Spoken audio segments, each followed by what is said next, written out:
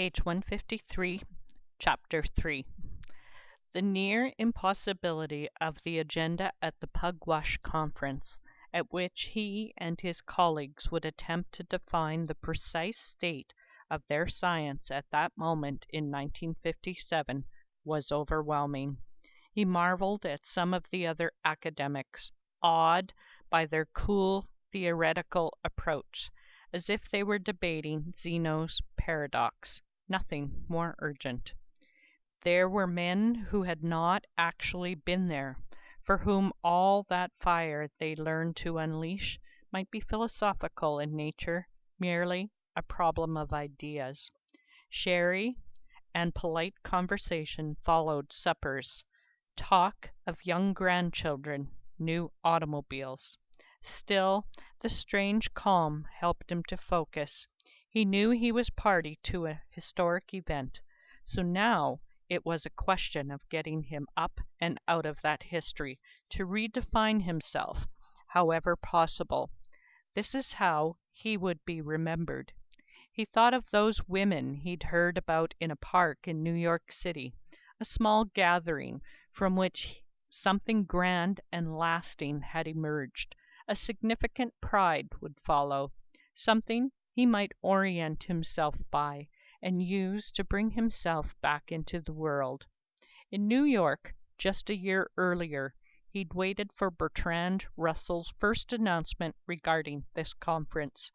Neighborhood boys were shouting down below in the street, and from the corner opposite his window he heard a high adolescent voice call up, "Ollie, Ollie, oxen free," and the larger general shuffle of sneakers on pavement.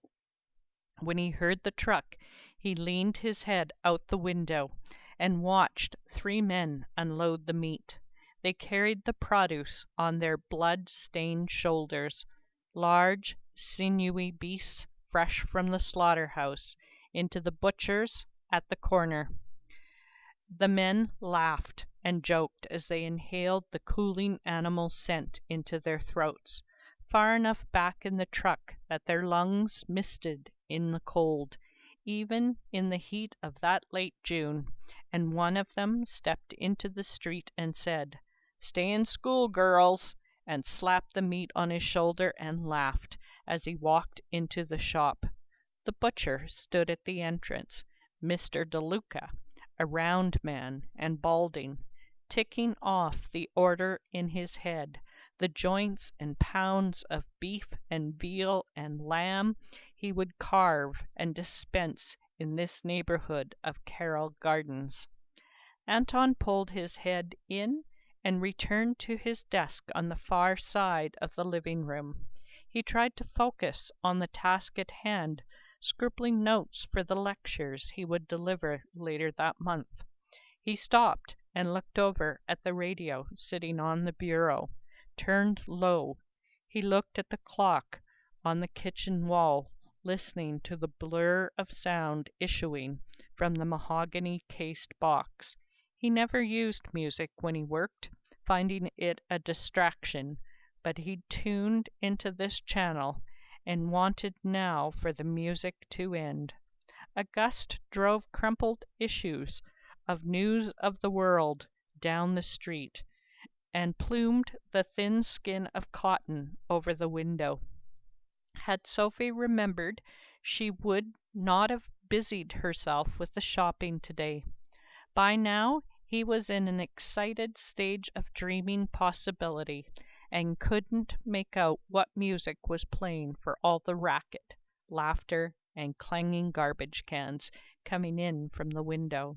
His agitation mounting, he again peered down over the slabs of red meat, riding the men's shoulders below, and the kids gathered around, and bald-headed DeLuca standing at the entrance like he usually did when the truck came, pushing the sawdust to and fro with his feet.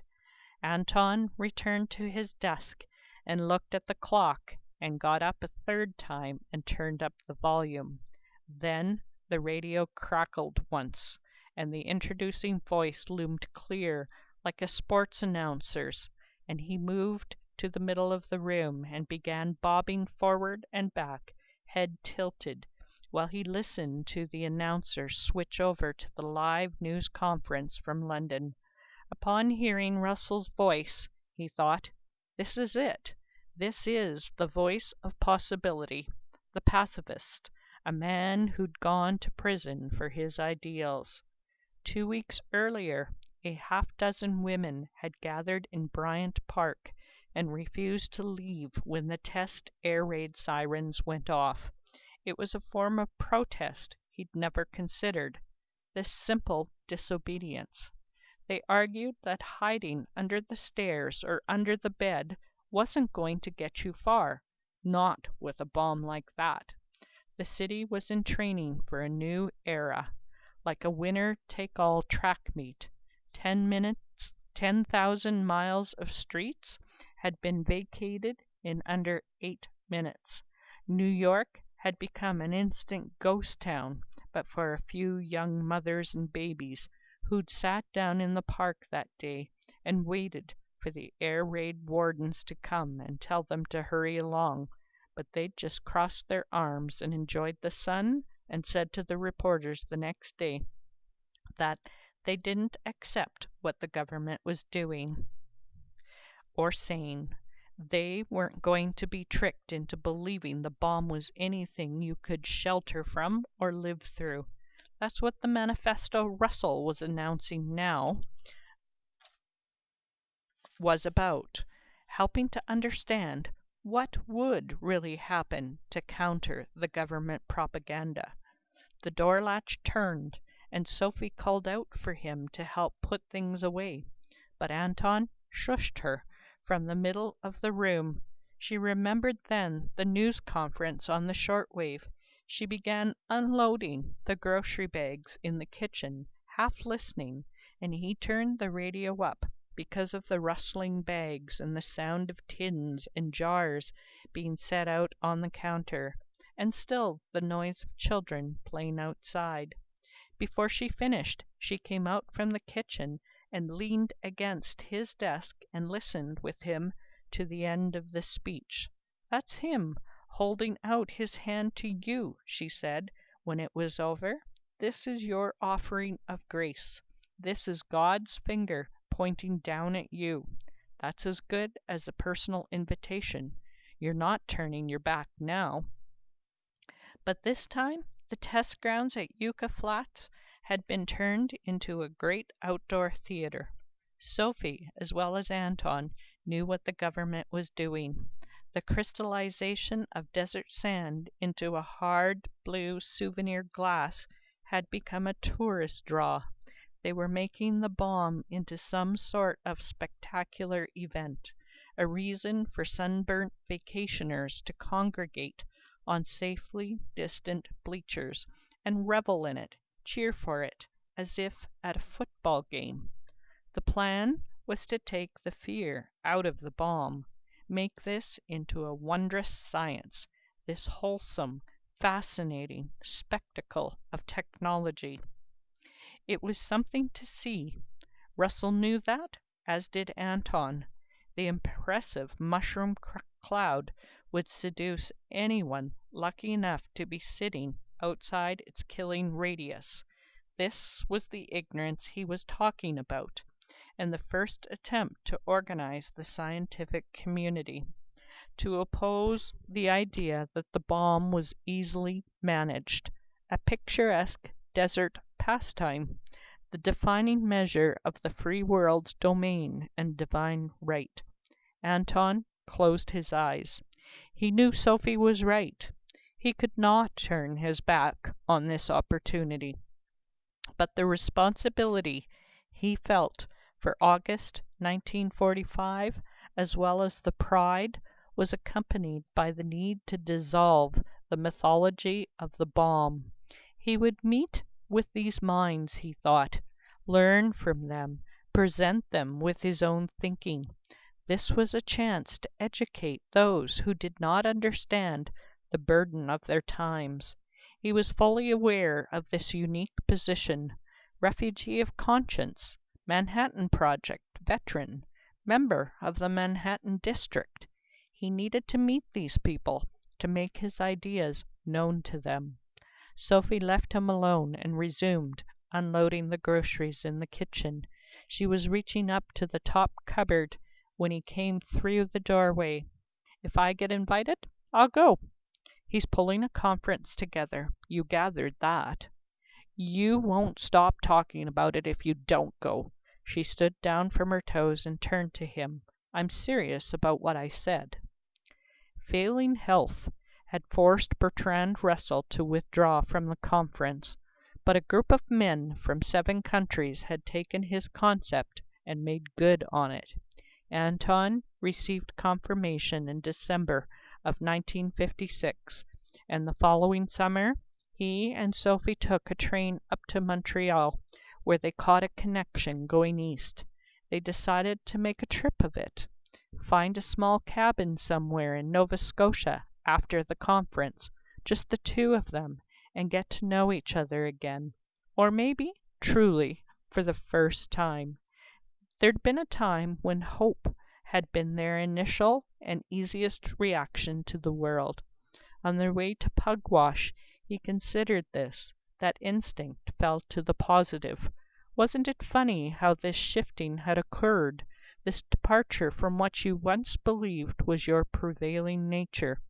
Or in fact, did your ignorance protect you like a shell until your abilities to deal with the complications matured? Now he understood the difficulties, or at least he thought he did. Their last night in that small provincial town he watched Leo dance with Sophie, a stocky man who carried the scent of aftershave and a nick of blood on his collar. Szilard was one of the first men to argue against using the bomb. He helped to perfect it, and now here, amid the seagulls of coastal Pugwash, he had joined a community of scientists attempting to dispel the notion that simply taking cover in the basement would be enough to save your skin. There were some festivities, too, not just sober dreams of ridding the world of its means of mass destruction. Anton stood back and watched Sophie spin across the room, shaking his head in wonder. She looked back, eyes filled with radiance, as old Leo led her around the small floor. He looked to Anton and smiled a compact with him, then winked. An agreement between gentlemen. He leaned back against a table, his shirt sleeves rolled to the elbow. A ball of sweat snailed down his neck, salted like the sea crashing 100 yards from the door. Leo stepped forward and gently took Anton by the elbow. "In the old days," he said, above the music, "when I was a boy, the matron used to patrol the dance floor up and down, looking for anything suspicious, God forbid a kiss. Of course, you first practiced dancing with a friend. Then, when you understood, you got to dance with a girl, a real girl." Anton smiled and touched his shoulder, then turned and put his face into his wife's neck. They danced through their first song together, and she leaned strongly into his arms when he said something in her ear. "Remember this," he said, but she couldn't tell if this was meant as an imperative or a question. She just pulled closer and smiled into his shoulder. Outside, the deep Atlantic tides cooled the shoreline. She pressed an ear against his chest. This was the entirely physical nature he had always needed from her, that which had initially attracted him. She filled any space she walked into, any room, any riverbank or dance hall. It was something you couldn't turn away from, like the way she had become for him. In the camp, every beam, every blade of grass, every shadow, and the hours that filled their first night. "Do you remember where you took me?" he asked, still dancing, "that first time?" She smiled. "Don't make yourself sound so innocent." This is all he needs, she thought, coming up here and rediscovering that first enthusiasm, that optimism they shared, to be able to end the war. Later, they stood by a slightly opened window. The room was beginning to heat up, despite the comfortable cool sea breeze. Night sounds carried beneath the strains of music. Someone brought drinks around. Anton pressed her hand and she smiled. They walked into the dark, down a stone path, the music following in their wake. When they rounded a tall rose bush, the sounds from the party and Benny Goodman and distant laughing all became small, almost galactic and flickering. They continued along the path to the water, where it was still but for one wave, then another, rhythmical and perfect. Lights cascaded down the lawn from the hotel and lay in strips and pools in the arbor. The music continued, but they were outside of it now. They were outside its influence. A halyard slapped lazily against a flagpole or mast somewhere in the harbor, singing through the dark. They watched a wave break on the shore and dissolve in foamy silence. "What if you did your work here?" she said. "Nova Scotia even sounds lovely." She spoke the name slowly in her heavy accent, the words coming pleasingly off her tongue. "Say it again," he said, putting his open mouth on her throat. She repeated the name for him, and her voice resonated against the bones of his mouth. "If we can't go home, I mean. If you need to stay in America. Because of life. But just think," she said, stepping away, "we'd be living under the stars." She spun a dizzying, girlish circle, throwing her voice skywards. "You never see stars in this city. This is so good for you, for us. Neither of us likes living there. It changes us. Look at this." She offered a gesture that he should open his eyes to what surrounded them. "If I were an astronomer, maybe," he said glumly. A wave caught the illumination from the air in the moments it took to spill apart on the shore. Anton took his wife's hand and held it against his cheek. "I can't leave New York now. I'm still not ready. Not yet." He had meant for Sophie to understand he was not yet ready professionally. But as he heard himself say this, standing there, looking out over the harbor, he realized that his actual meaning was something entirely, fundamentally different. Only in New York, he now realized, could he come to terms with what he had done with his life, and with what remained for him to do. He did not know until then, as the halyards clinked and chimed above the dark water, and he bent to give his wife an apologetic kiss on the cheek, that he was waiting for something, as indeed he had been ever since returning from the war. And although he didn't know in what form it would come no matter, and he was not free to leave that place until it did. "We're getting better now, right?" she said. He nodded. "Yes," he said, "I'm back." She was the standard he would judge the rest of his life by. He could feel her able grace and her determination to find peace, almost like a palpable warmth. "Yes," he said. The flashes of brilliance that had awakened him in his youth had left him long before then. The dreams he'd experienced back in Tübingen as a boy accompanied visions of the trajectories of the shells his father fed into the cannons he'd maintained in France, their exploding radiance and incendiary mud vaporizing powers, to a point where he almost could have drawn their 20-mile arcs in the night sky outside his bedroom window. Now the thinking had become rote, but the equations and formulas he'd mastered years before still swirled in his head. He felt his creative mind freezing up. This was something he would have, if there were a God, thanked him for. There was already enough to keep him wondering another 10 lifetimes. That period of fevered creation, 2 years of cold sweat under a hot sun, and now he had the rest of his life to answer for it. A lifetime of trying to understand the consequences.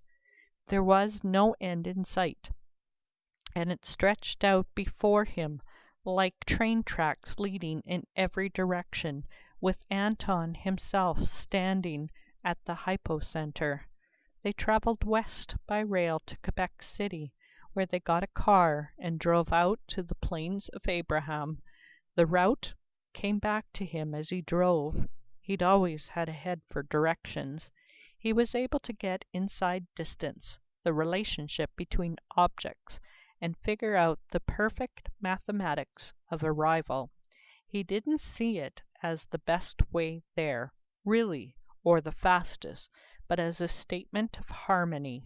Any variation and the relationship crumbled, a dissonance created, as each body exerted its forces of push and pull. They found the camp exactly where he'd remembered it, bordered on 3 sides by horizons of corn and barley. The hollowed-out structure rose out of the afternoon like a dark giant up from the earth, an orphan's holding pen, collision of fates.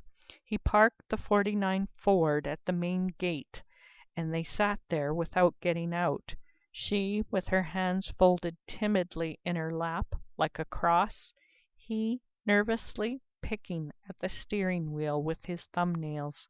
They watched the hard-packed dirt compound for movement, empty but for a carpet of weeds that the fences and wire had been unable to withstand, waiting possibly for a ghost to swing open one of those wood shack doors and rustle the tall weeds with his invisible feet. Everything of any value had been carted away. Doorknobs were missing, hinges, window frames. Scavengers had come to pick through the remains to aid in the construction of some shack or other along the river. The barbed wire had been liberated, only to be wrapped around unseen lives in neighboring townships. The door leading into one of the cabins on the right, had it been hers, hung open and moved in the wind as if the forms that haunted her memory lived on, persistent and invisible, still pacing from room to room. Shafts of light fell through the splitting wood of buildings uninhabited this last decade. The silent guard towers that had watched over the internees cast afternoon shadows along the dry earth. He pushed open his door. "Do you want to go in?" Days here had possessed the slow drudgery of an imprisoned life. Her mind had occupied a different world from the one she and her husband now looked over. While she was interned, her imagination had spread out across sea and country in search of her parents.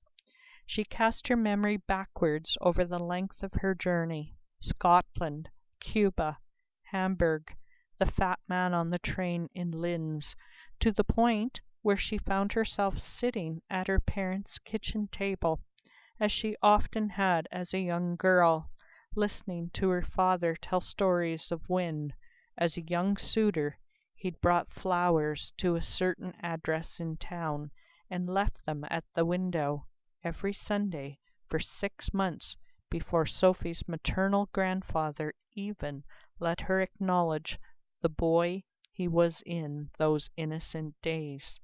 And she remembered the tinge of sadness her father was never able to hide from her too, the regret that lay heavily in his deep brown eyes as he shook his head and smiled in telling these stories. On these occasions he always spoke in a way that reflected the depth of their love, The story an example of how nothing could have kept him away from Sophie's mother, but the more she recalled while shut away behind barbed wire, performing one of the chores the internees had organized for themselves, the endless laundry, the kitchen duties, her studies, the clearer she saw her family's divisions played out over the map of Europe. Anton pointed through the windshield. We could get in through there. At first she seemed not to have heard. A silence dropped between them. Finally she shook her head. Inside? No, I don't want to go in there. But after another moment she was out of the car and walking along the fence's perimeter, dragging her hand lightly across its sagging wires. A fine dust rose. He took her hand and led her down to the river, to a clearing that resembled the one where they'd met, possibly that very place, and watched the river as they had done back near the beginning of their lives together. He unbuttoned her blouse and ran his hand over her, and she released him from his trousers as he deftly maneuvered her, half standing, her body resting in the firm cup of his folded hands in a manner that would hardly have been imaginable to either of them their first visit here, and finally lowering her to the sand, legs up, laughing together quietly at the thought of their irreverence, then not at all, just breathing.